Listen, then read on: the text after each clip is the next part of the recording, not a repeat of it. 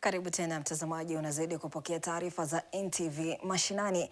Dunia ya sasa inapoendelea kukabiliwa na changamoto na madhara ya mabadiliko ya tabianchi, katika baadhi ya maeneo ya kaunti ya Makueni, wakazi wanaendeleza shughuli za uchimbaji haramu wa mchanga. Hata baada ya serikali ya kaunti ya Makueni kuweka sheria za kuzuia shughuli hiyo, baadhi ya wakazi wanaiomba serikali kuingilia kati ili kusitisha uchimbaji huo.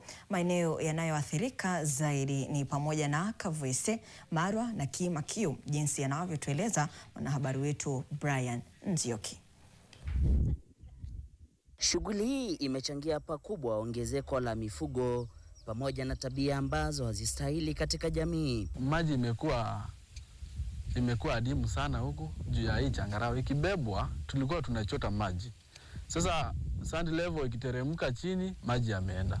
Tunateseka sana, hakuna boreholes za serikali huku. Sasa inakuwa tunatembea long distance kutafuta maji, ambayo inakuwa ni 4 to 5 kilometers ama to 7 kilometers tukitafuta maji, ambayo inatutesa sana. Watu wengi wa kutoka Mombasa Road na wengine wa huku nyumbani wanachukua ongo ili kuuza changarawe. Tukiwa tumelala usiku, wanaingia wanachukua changarawe na alafu wanatuibia mbuzi na ng'ombe. Tuko na thibitisho ya watu wengi juu huku mbuzi zimeibiwa na watu wa changarawe, na tuko na shida nyingi sana juu wakibeba changarawe. Sisi tuko na shida ya maji juu changarawe ndio inaleta maji huku kwa mto, na sisi tuko na shida nyingi sana mpaka hata tumeama kuhusu hiyo changarawe. Wanachota na maji inakuja inabeba land, tunaachwa tu tukiwa tunateseka huku.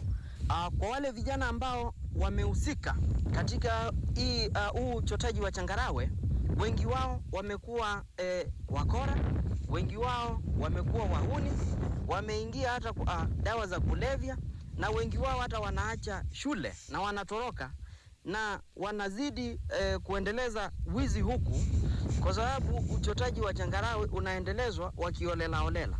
Kwa hivyo hawa vijana watafutiwe na county government kazi ya kufanya, na tunataka wale ambao wanataka kusoma warudi shuleni ili wajifaidi. Wakazi hawa wa Kima wamekosa matumaini kutokana na athari za uchotaji wa mchanga kwenye mto huu, sasa wakiomba serikali kuweza kuingilia kati ili kuweza kupiga marufuku uchotaji wa mchanga kwenye mito hapa kaunti ya Makueni. Makala ya NTV Mashinani kutoka Kima, eneo bunge la Kilome, kaunti ya Makueni. Mie ni Nzioki Brian.